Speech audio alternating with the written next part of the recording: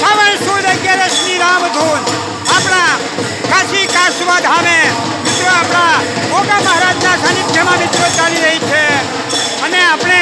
એ ધૂનનો મિત્રો આનંદ ઉઠાવી રહ્યા છીએ. એ રામ ધૂનનું મિત્રો આપણે રસપાન કરી રહ્યા છીએ. મિત્રો અહીંયા આપણને આપણા ઈષ્ટદેવ આપણા રામચંદ્ર ભગવાનની આજે સુંદર મૂર્તિ છે એના દર્શન થઈ રહ્યા છે અને સાથે સાથે મિત્રો આપણા કાશી કાસવા ધામ મિત્રો આપણે જે ગોગા મહારાજ બિરાજમાન છે તેમની મિત્રો એક સાચા